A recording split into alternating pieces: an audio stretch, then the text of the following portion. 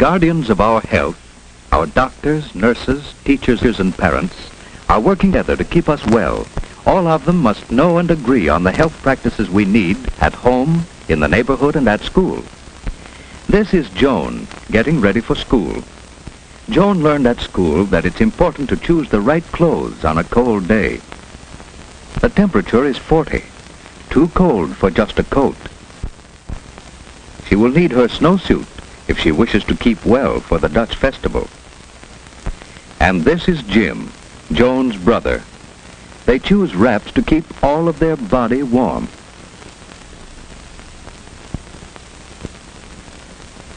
Mother is glad to see Jim looking so well this morning. Their color is good, their eyes alert. They're ready for work or play. Mother needs to get another supply of paper handkerchiefs. Jim's friend George is eating an apple as he waits for them. That is a wise no thank you, Joan. Never share another's food. George has forgotten something that helps keep him clean. It's lucky for George that Joan has an extra tissue to lend him. Some children learn to jump or go around puddles, but George wades right into trouble because he forgot his galoshes. This is Miss May, Joan's teacher. George and Joan are glad to be in school. The children are getting ready for their Dutch festival. Tom has brought the thermometer in so that the children can guess what the weatherman doll should wear today. A raincoat and umbrella? Oh no, a snowsuit and galoshes to keep him warm and dry. It was hard to guess today, but Tom is a good guesser. Or did Mother tell him what to wear? George, you forgot something more important than your handkerchief. You forgot to cover your sneeze, and cold germs travel on your sneeze or cough, you know.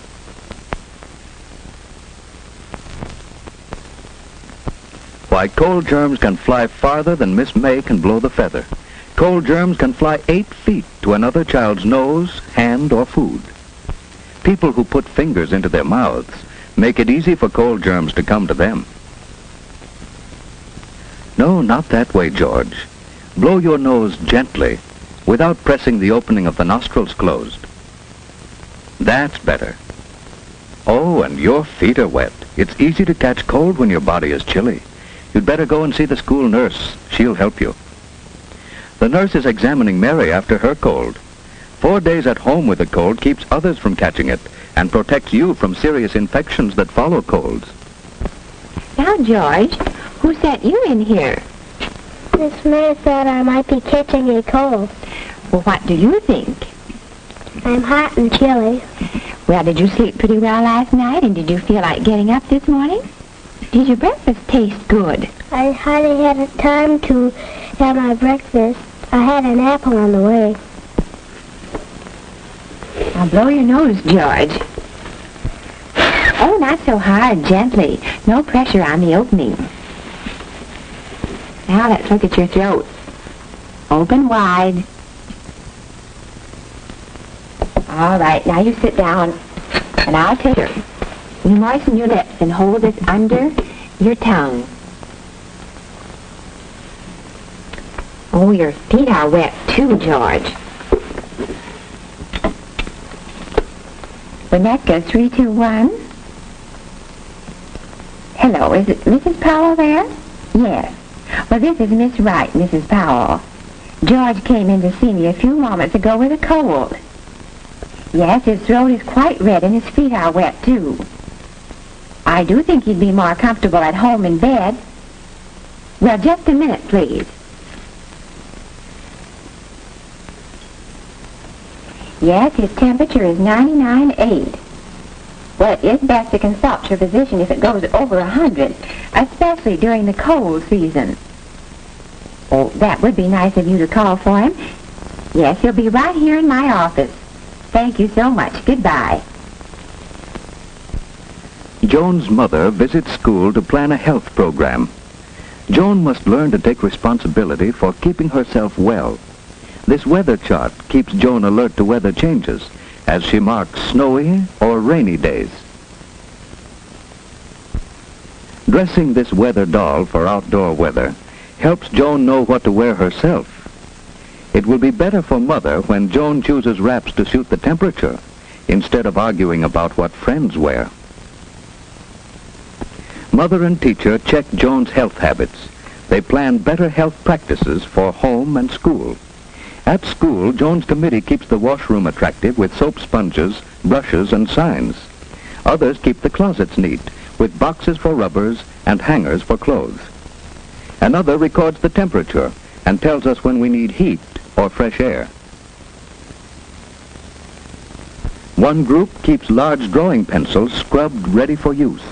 Those are jobs Joan and Jim could be learning to do at home, too. On Saturdays, they love to help us plan what we're going to do. I'm so glad to get this health record sheet. Your check on Joan's habits at school will help me plan a corrective health program at home. I'm going to find out what kind of health practices we use, and I must check on our equipment to see if we have the materials to carry on the school practices. Thank you for some grand ideas, Miss May. I'm going to visit school again some afternoon when I call for Joan. May I? Do come often. It is good for teachers and children to have parents visit school. Next morning, Joan's mother is inspecting the health materials in her home. Each one in the family needs a separate towel and washcloth. Mother has one for Jim and another for Joan, each with his own name.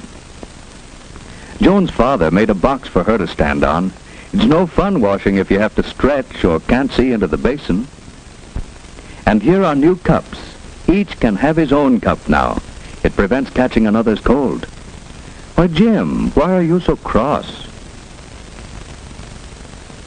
Father has taught Joan to spit into the toilet, for spitting spreads disease. Here are the spoons for your cod liver oil, Joan. It's extra sunshine for us in winter and spring. You know, strong bodies can't always keep us from catching cold, but they help us resist a serious illness that may follow colds. Keep away from persons with colds, and keep your hands clean while you're eating. Jim must wash his hands after he pets his dog, but he won't have to go upstairs, as Father has arranged a wash stand downstairs, so Jim will remember to wash. What's the trouble with Jim?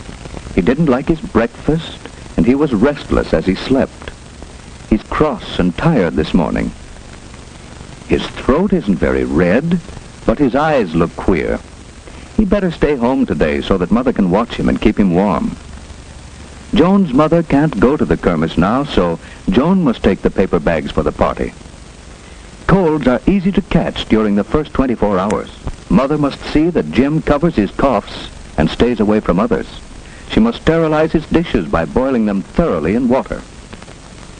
Joan's room at school is a busy place, and Joan wants to help get ready for the kermis. But first, she must wash her hands. We must always wash hands clean before handling food. So, Joan takes off her coat, uses plenty of soap and a good lather. She rinses her hands well and dries them thoroughly with a paper towel. In another room, the kindergarten children are getting ready for the kermis. It's best to go to the toilet and wash hands first. Now Joan has her wraps off, her hands are clean, and she's ready to pack the bags for the kermis. The kermis has started. George's friends are selling the flowers they raised. They learn that flowers, like children, need plenty of sunshine, water, good food, and moderate temperature to make them grow. Joan's friends are selling cheese, and they are careful to keep the food clean. Everyone is having a good time, while poor George stays in bed. His careless habits have made Jim miss the kermis too, and Jim is restless in bed.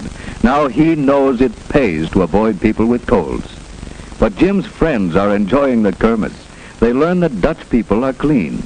Hollanders leave their wooden shoes on their doorstep so that their floors are spotless. The Dutch drink milk and raise their own vegetables and flowers. They keep well. You have seen these children learning to take care of themselves. Now, do you know why George and Jim missed the kermis?